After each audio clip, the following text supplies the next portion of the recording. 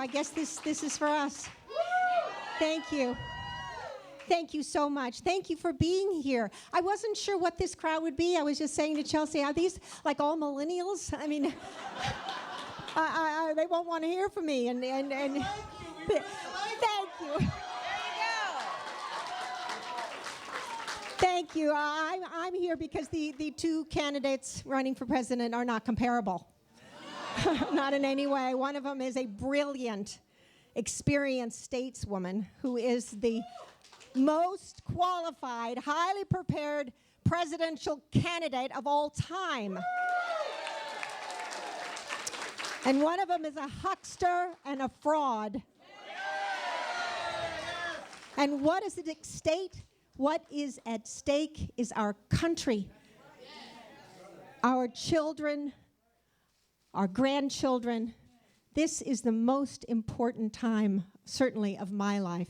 Let me just say, I have been, as Chelsea knows, I have been passionately supporting Hillary for a very long time. And let me tell you why.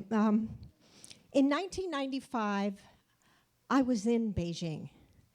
I was out with the NGOs working for Save the Children. I had my 21-year-old son with me because it was my way of seducing him back into my life. He was 21 and said, I've had enough of you. So I was offered this trip by Save the Children to go to Nepal, to the villages, and see the work that they did for women and children, and then go to the Beijing Women's Conference. So I invited my son, Eli, thinking, he'll go, he's a vagabond. The trip changed our lives. And while we were standing out there in this muddy pit where we were sent as the non-governmental group, they didn't want to hear what we had to say. They didn't want to hear what women were screaming about all over the world, the human rights issues that were aggressively being abused.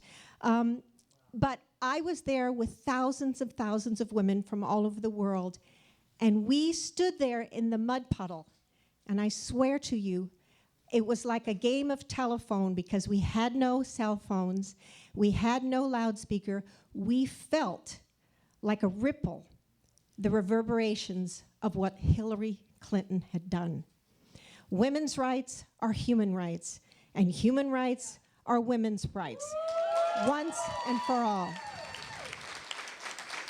She said it again in 2011 at the UN, the International Human Rights Day, and she said gay rights are human rights and human rights are gay rights.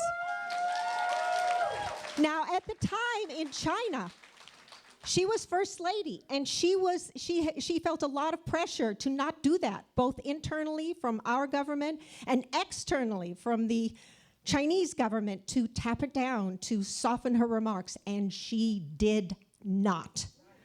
She said it, and it was the first time anything like that had been said, and it changed my life, and it has changed the world, and I know it has to keep going. I love Ohio. Ohio, I have this grateful part of my heart that belongs to Ohio because when I was a very young actor, I was trying to transition out of television and no one wanted anything to do with me. And I spent a summer here in Ohio doing summer stock.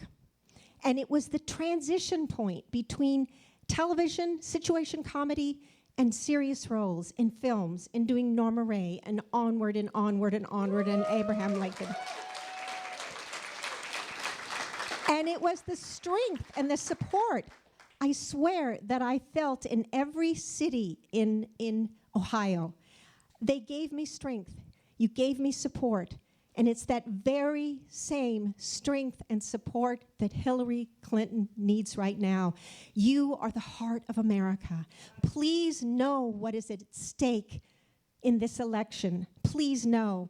My son, Eli, I have children who are grown and they've gone to college and they've gone to grad school. I have one son who is still in grad school. I have a granddaughter who is a freshman in college. And I know what most of you who are in college or you parents have had to do to get your college education for your children. And you've had to take on debts that you're still paying, that your children will be paying perhaps the rest of their lives. And it is not right, and it must come to an end. My son, who is 27, my youngest son, who is 27, hold on, he said, please let me write something. Please, I'll do anything. I'll do anything. I need to write something. I said, okay, Sam, all right. So he wrote this, and I'm going to read it to you right now. Her opponent isn't just against the kind of progress that we all strive for. He wants to take away everything that makes this country great. His idea of making America great again is an America that looks an awful lot like a certain Russian dictatorship that he seems to be so fond of. Electing Donald Trump wouldn't just put a halt to all we have fought for. It would put an end to this country, full stop. If you care about progressive values, about affordable health care, about affordable education, about paid family leave, about LGBT rights, about human rights, about curbing climate change, about stopping reckless Wall Street behavior, about justice reform, about your common man, about saving this country from an egomaniacal, bigoted, self-serving, two-bit wannabe dictator masquerading in an orange human suit, then there is only one candidate, and that is Hillary Rodham Clinton for the next President of the United States.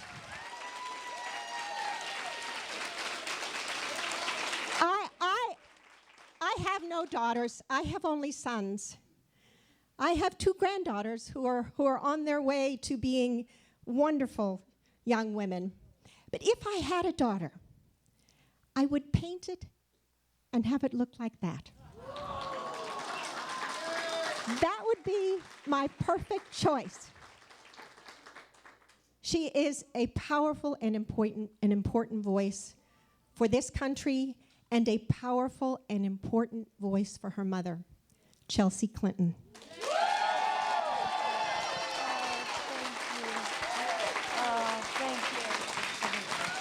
Oh, gosh. Thank you, Sally. I mean, I sort of think I should have been your warm-up act. I mean, it just is amazing. And thank you for using your platform and raising your voice. You shared that you think this is the most important election of your lifetime. I certainly think it's the most important election of my lifetime. Because I believe that everything I care most about is at risk. And I feel that way in part because I'm now a parent. My daughter, Charlotte, turns 2 on Monday. Oh, thank you for cheering for Charlotte. My son, Aiden, is 3 months old. And oh, good, thanks. I'm glad he got a little love too.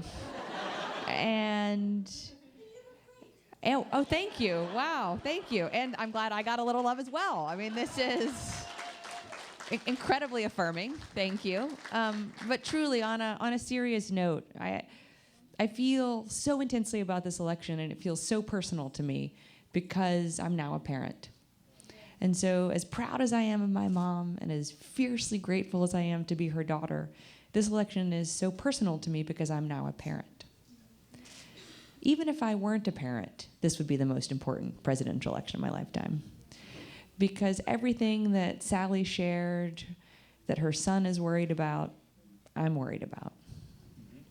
So I want to share a little bit about a couple of the things that I am particularly focused on right now, and then open it up to your questions, your parenting advice, compliments. I mean, truly, anything you may want to share. But I just want to talk about a couple things that I've been thinking a lot about today. Sally mentioned kind of women's rights are really at stake in this election. One of the things that I find so kind of clear about my mom's position on women's rights is that she is, yes, always talking about human rights. In the same way when she's talking about what we need to do for our economy, she's always talking about women and families as well. She understands we cannot separate out these issues because they are intimately connected. So when she's talking about paid family and medical leave, one of the many big differences between her and her opponent. She is, yes, talking about those of us who deliver children the old-fashioned way. She's also talking about those who adopt children, those who foster children, same-sex couples. She also knows that childbirth is not the only medical event that we may have in our lives. Sometimes we get sick. Sometimes we need to support our grandparents, our parents, our loved ones who get sick or who get hurt. When Mr. Trump talks about family leave, it's only for women who have given birth the old-fashioned way. It's only for 6 weeks. It's only part of a paycheck from unemployment insurance. That's not my mother's vision at all. Her vision is that we all should be able to take 3 months of paid family leave, whether we have a child, whether we get hurt, whether someone we love needs our support. Because that, to her, is an American value. So while, yes, it is often women who are the caregivers, men need to be part of this as well. And that is what she means when she talks about stronger together, because it's not just a slogan. And it matters to me that when my mom talks about raising the minimum wage, it is, yes, about raising the minimum wage. It's certainly not, in Mr. Trump's view, that wages are already too high. It is about raising the minimum wage, finally guaranteeing equal pay for equal work for women, and also guaranteeing equal pay for Americans with disabilities. Because it is still legal in our country. In 2016, it is still legal in the United States of America to pay Americans with disabilities less than 1/3 of the federal minimum wage. I mean, how many of y'all even knew that? Right? That is structural legal discrimination that has no place in our country. And so it matters to me when my mom talks about raising the minimum wage. She knows that if we don't raise the minimum wage for everyone, we aren't living up to our values as a country. Yep. And that's a women's issue too. And we need a president who understands that the economy is a family issue and a women's issue, and that things that are often viewed as women's issues or family issues are also economic issues. Just the second thing that I've been thinking about a lot this week is that this week is Opioid and Heroin Overdose Awareness Week. Now, arguably every week should be Opioid and Heroin Overdose Awareness Week, because we are in a crisis in our country. We now lose more people to overdose than we do to car crashes. In 2014, we lost more than 47,000 American lives to overdose. That is not our country either. And my mother's the only person who has a serious plan in response to this painfully serious crisis. She thinks the federal government must invest more in prevention, particularly working with high schools and with colleges like the one right across the street. We need to be doing more prevention work and working with doctors and nurse practitioners so that people are prescribing the pain medicine that is needed, but not the pain medicine that's not. We need to be providing federal funds so that everyone who wants treatment gets it. Because there are clinics across the country, including here in Ohio, that have months waiting time, where people are saying, I want help, and there is no room in the inn. That's not our country either. When people want help, we say, how can we help? And we will get through this together. Mr. Trump doesn't have any plans on this, or at least he didn't when I looked on his website last night. So it matters to me that my mom knows we have a lot of unfinished business when it comes to paid family medical leave, but also the job of the president is to be able to respond to the new crises that present themselves. Yes. And our opioid and heroin epidemic is a crisis that deserves a response from our president. So I couldn't agree more with Sally that there are very clear differences. I also own that I am deeply biased. I mean, I hope that my daughter and son someday feel as proud of me as I do of my mom. I remember watching that speech that Sally talked about. And I remember when the Chinese actually blocked her out. People in China couldn't watch her give that speech because the Chinese government didn't allow it to be shown. But my mother has a long track record of standing up for what's right and standing up to bullies. And I think that also is yet another reason I'm so proud to be her daughter. Because before I open it up to kind of your questions or comments or advice, I do just want to say that I never thought I would see in my lifetime the almost normalization of hate speech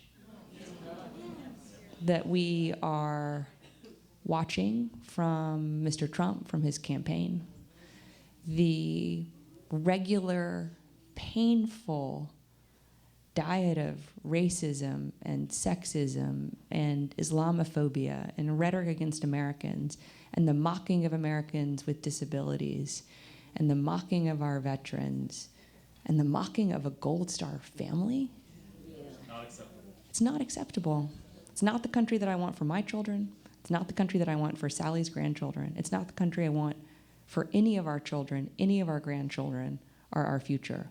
So I'm going to do everything I can between now and the registration deadline here in Ohio on October 11th, then between October 12th and Election Day to get as many people as possible registered to talk about what's at stake in this election, everything, to make the case on behalf of my mom so that we do kind of wake up on November 9th knowing we're going to move forward together. So just thank you all for all that so many of you are doing already. Thank you for anything and everything you can do between now and Election Day. And I just, while you're thinking about what you may want to ask or share, please give my mom's amazing organizers across the state a big round of applause for all they're doing every hour of every day. Thank you so much. Questions? Yes. Yes. I have a question. What would your mom do to with the deaf community to give them the opportunities? Because most of us don't have any opportunities. Thank you for your question. Thank you for coming, and thank you to the translator for being here. Something I know my mom is committed to is at every one of my mother's events there is a translator, so that people Right. can hear directly from her in whatever way they need to hear. As you may have seen on Wednesday, I think it was Wednesday, but I've been a lot of places this week, so I apologize if it was Tuesday or Thursday, but I think it was Wednesday. At some point this week, my mom gave a speech outlining her comprehensive agenda for what she thinks we need to do to ensure that Americans with disabilities are supported at every stage of education, career, and life. So a few things. One, she thinks we need more support in the school system, and that the federal government should be providing support directly to schools that have a disproportionate percentage of high Title I students. So Title I is the free and reduced lunch plan for low-income students, and it's the best metric we have for poverty in a school district or a school, so that school districts and schools can hire more special ed teachers with more training, more social workers, more nurses, so that students are fully supported. Two, we need to be providing more support to community colleges and colleges so that it is possible for deaf students to enroll kind of wherever the limits of your ambition and talents take you, so that doors are not automatically closed against you, but that we are working to open doors. That's good for all of us. We all want to be capturing the full measure of our country's full potential. And then the final point is one that I mentioned earlier. we have to eliminate the legal wage discrimination against Americans with disabilities. Because we know that's having an impact both on minimum wage workers, but it has a depressing effect on non-minimum wage workers as well. Because you deserve, as anyone deserves in our country, to be paid equal to your energy, your efforts, your talents, and your investment. But I hope you'll go online and look at the full agenda that she outlined earlier this week. So thank you for your question. Thank you. Oh gosh, yes. In the backward hat. Oh, good afternoon, Mrs. Clinton. I'm very happy to have the opportunity to be here. Chelsea. Oh, I have too much respect. I have too much respect to not be able to do that. But brief question. So this summer, the DEA was looking to reschedule the class of marijuana, specifically in regards to medical marijuana, so institutions could do more research on it. And as many anecdotes have seen, how many children, specifically with epilepsy, have dealt with the effects of CBD. And I was wondering, many times when the question has been asked to your mother, she hasn't been as maybe explicit about where she might stand on the issue of rescheduling marijuana, so there could be more research, and I wanted to know if you had any more information on that. Thank you. So I hope you will go to her website because she is very clear, and I'm sorry if you haven't felt that way in her answers. She absolutely supports more research. One of the challenges with the experiments happening around the country at the state level, and she supports states making whatever choices they think are right vis-a-vis medical or recreational marijuana use, is that we have no real way to study them. So although anecdotally we have lots of evidence in the area you talked about, in epilepsy, but also in autism, in stimulating appetite for people who are on intensive chemotherapy regimens, for people who have non-epilepsy seizure disorders and challenges. But we also have anecdotal evidence now from Colorado where some of the people who were taking marijuana for those purposes, the coroner believes after they died there was drug interactions with other things they were taking. And so one of the reasons we really do need rigorous studying, to your point about rescheduling marijuana, is one, we want to know where it works and it doesn't work. Because probably there's some areas where it works and probably there are some areas where it doesn't work, like other things that we think have medicinal uses. But two, one of the reasons the FDA has such rigorous testing, and one of the reasons our FDA approval process is the gold standard for the world, is the rigorous study of how new proposed drugs interact with drugs that are already on the market, both prescription drugs and over-the-counter drugs. It's why if any of us get a prescription, there are all of those, like, be careful. It's often like, don't use heavy machinery or drive or don't drink alcohol. But sometimes they're really explicit instructions. If you are taking like these 4 drugs, please make sure your doctor knows that before you start this prescription. We just need so much more data than we have, so that people who might benefit have the chance to benefit. People who might be in danger are protected. So absolutely, my mom strongly supports the need for more rigorous study, and then subjecting it, as we do kind of everything else that might have a medicinal purpose, to FDA approval, scrutiny, and ultimately regulation. Yeah, thank you for your question. Yes, sir. 2 things. One, Sally, thank you for coming to Youngstown. And you're just as beautiful now as you have ever been. Thank you. Chelsea, I used to live in Pennsylvania, and I was county chairman for 16 years. I stood in line 8 hours waiting for your mother and father to come to Erie one night. It was well worth it. I'd do it again. My thing to you is, I don't think the polls in Pennsylvania and Ohio are being representative right. I talk to hundreds of people every day, and they're all for your mom. So I just don't believe the polls. I really don't. Well, just make sure everybody comes out and votes. Thank you. Oh gosh, so many questions. Oh gosh. Yes, ma'am. I think you've had your hand up for a long time. Yes, ma'am. And the glasses. Yes, ma'am. How are you doing? I'm great. How are you? I'm doing fine. My name is Janice.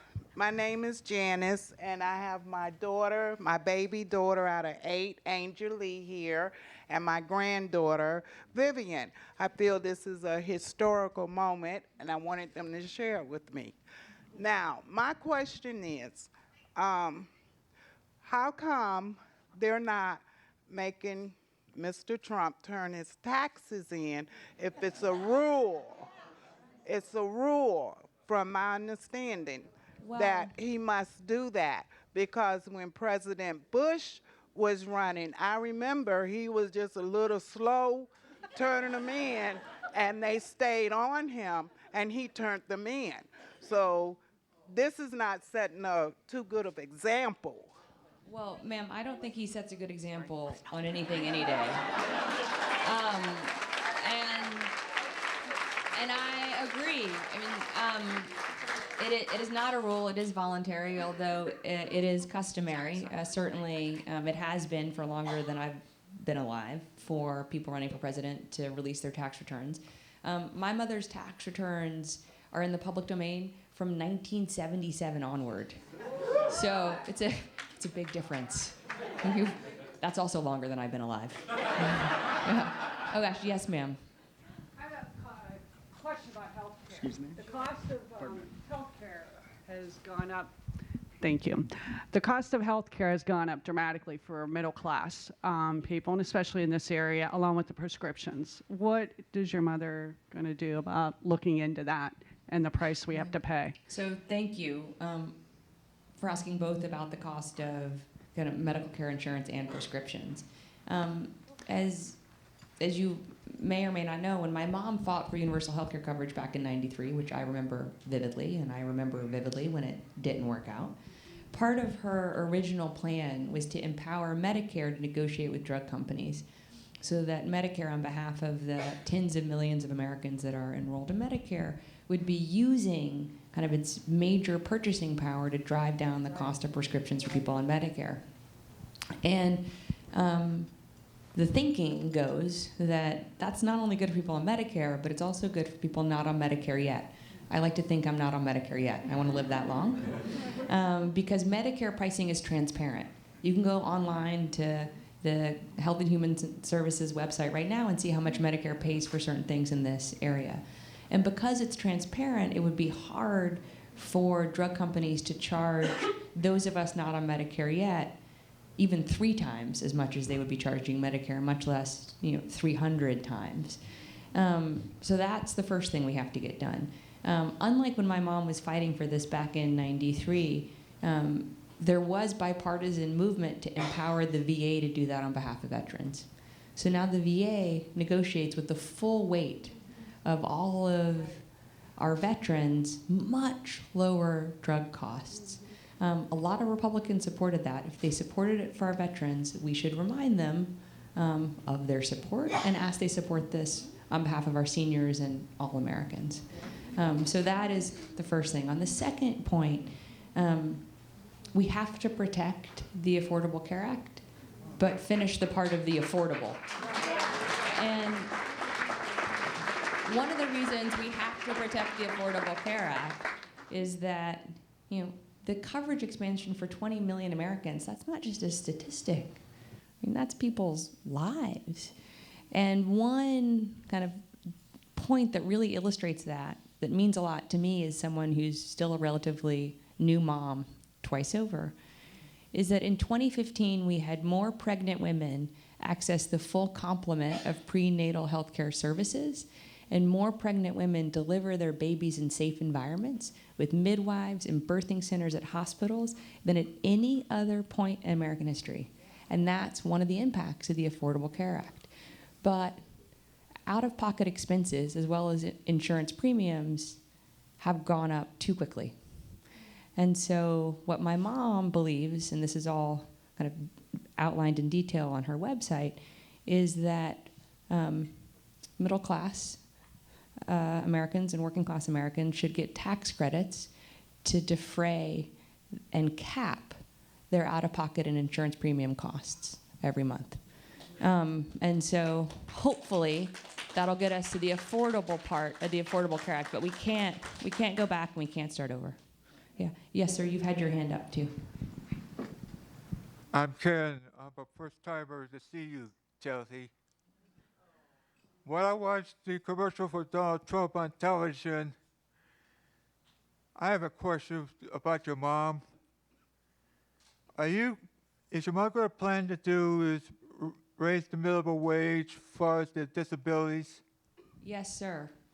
It's something we've already talked about twice this morning because she feels so strongly about this. We can't have legal wage discrimination in our country any longer. It is outrageous, it is un-American, and it is something that I hear her talk about consistently. Whenever she talks about raising the minimum wage, it's raising the minimum wage, equal pay for equal work for women, and equal pay for equal work for Americans with disabilities. So thank you for asking that, because we have to keep shining a light on this. Gosh. Yes, ma'am. How do we answer people who claim that Hillary wants to take their guns?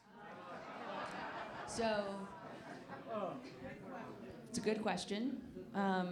And I hope they listened to my mom's convention speech when she said, I'm not coming to take your guns. That being said, she does think we need sensible gun control measures. And what she is proposing, the vast majority of gun owners in every survey have said they support, including, in many instances, the majority of NRA members. So she has a few things she thinks that we need to do. One, she thinks we need universal background checks, and we need to close the tragically now known Charleston loophole. Yeah. So the Charleston loophole is what enabled the shooter in Charleston to walk into the Mother Emanuel Baptist Church and kill people at a prayer group to get his gun. And I'm very careful to never say his name because I don't think we want to give him any undue glory. And the loophole is so known because he went to buy a gun, and right now, if your background check hasn't been processed in 3 days, you're automatically approved. So if the gun store you walk into, the internet connection isn't working, or there's some disruption in the local telecom system, or if the FBI has a big backlog they're working through, you're automatically approved. That's outrageous. Right. So she wants to close that so that background checks are actual background checks, and they take as long as they need to. That has a lot of support, not surprisingly, from law enforcement. So that's one. We have to close the Charleston loophole, and we need a universal background check system, so we need to close the gun show loophole as well. That has support from gun owners. Legal, law-abiding gun owners, similar to those of us who are legal, law-abiding non-gun owners, don't want people who shouldn't have guns to have them. So that's one. Two, she strongly believes we need child safety locks. And we need to kind of introduce the technology that now exists for fingerprint identification, so that only the person who is registered to use the gun can use the gun. This is hugely important, and there's a reason that they're called child safety locks. We had a week this year. Already in 2016, we had 1 week where we had 6 children under the age of 6 accidentally die because they found their parents' or their grandparents' guns. And this is also something that has a lot of support from law enforcement, because the vast majority of guns that are used to commit crimes in our country are stolen.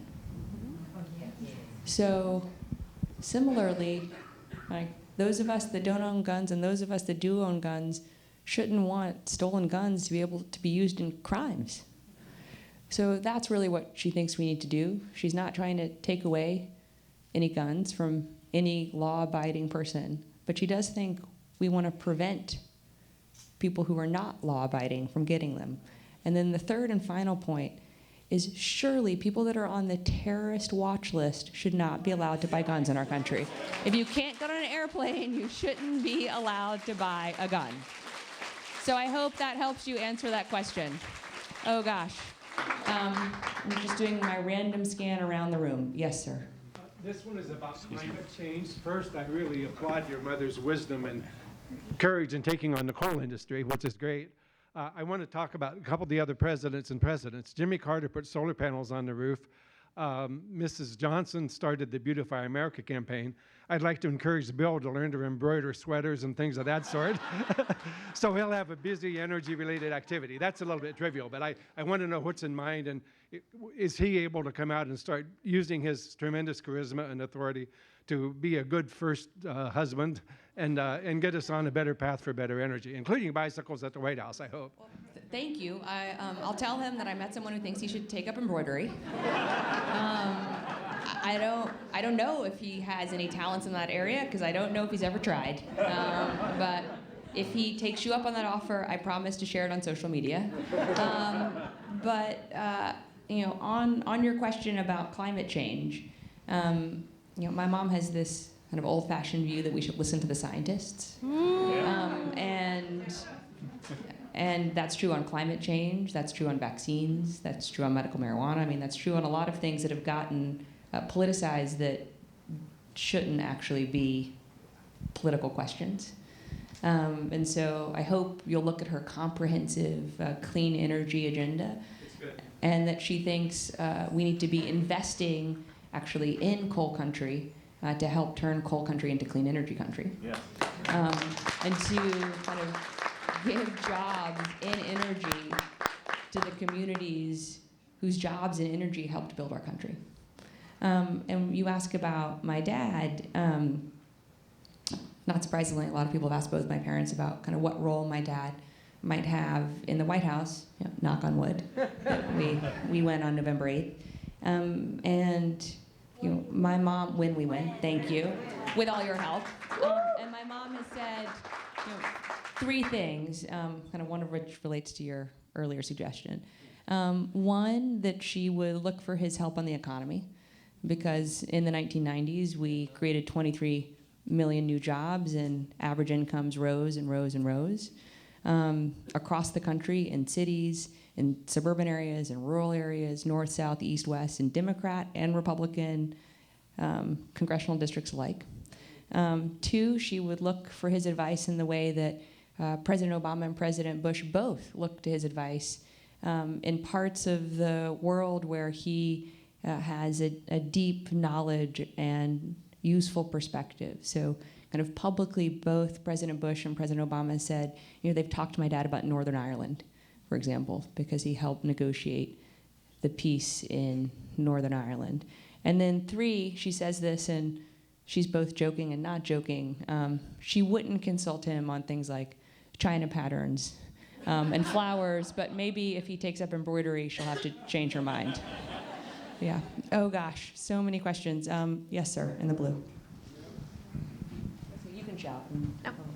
Or not. First of all, thank you so much, Chelsea, for coming. It's an honor to meet you. I was wondering what your mother may do if the Republicans hold either the House or the Senate, and we've had 8 years of gridlock because they planned on it. Does she have a plan on how to break that if it happens again? So I would say, I think President Obama doesn't get enough credit for all that he actually has managed to get done. I think that what he's managed to get done. Kind of thinking about the last question, a couple weeks ago, we celebrated the 100th anniversary of the National Park Service. He's protected more land than any president in American history. So I think he's gotten a lot done that doesn't get the headlines or the attention or, candidly, the gratitude that it deserves. But to your question about my mom specifically, my mom has, I think, a very strong and, again, surprisingly strong record of being able to make progress with Republicans when there is common ground. She also clearly can stand her ground when necessary, but she is able to find common ground. So just a couple of examples. When she was First Lady, she worked with a man named Tom DeLay. And for those of you, I mean, many of you are nodding your heads, but for those of you who are younger than I am and don't remember Tom DeLay, it's fair to think of Tom DeLay as sort of the grandfather, the godfather of the Tea Party movement, like very, very conservative Republican. But they worked together to overhaul adoption out of the foster care system. And 15 years later, there are literally tens of thousands of young people who have been adopted out of the foster care system who would not have been able to be adopted if they hadn't worked to change the law. Another example, when my mom was a senator, she worked with Lindsey Graham, a Republican senator from South Carolina, and others to expand the VA system to include all of our National Guard and reservists who serve our country overseas, so that when they come home, they and their families can be fully integrated into the VA system, so that we are valuing the service of all of our servicemen and women. So I think that what someone has done is a pretty good predictor of what they will be able to do. I would also argue what someone hasn't done is a pretty good predictor of what they won't do. So thank you for your question. Oh gosh, yes sir, in the red. I'd like to make a comment. What bothers me, Trump, he gets on TV, he badmouths your mama and everything, but he never come up and said what his plan is to do anything for the country. All he's doing is badmouthing and whatnot, and it's sickening. And I'm tired of hearing it. And I want him out. I don't even want him for president. He's an undesirable person that we don't even need. Sir, I hope that I just got the sign we need to wrap up, so I'm going to use what you said as sort of the springboard to finish. I agree. I mean, I think running for president, part of the responsibility of having been given the opportunity to run for president is to tell the American people what exactly you're going to do, how you're going to do it, and how you're going to pay for it once you are president. So I agree. And I also agree that what he says, what his campaign says, including here in Ohio, is deeply troubling. And if you all are as troubled by that as I am, the answer to that is, as the button right in front of me says, that love trumps hate, and we do that by voting. So please just talk to everyone you know and talk to everyone you don't know about the importance of getting registered by October 11th and then turning out to vote starting October 12th through Election Day. Thank you all so very, very much.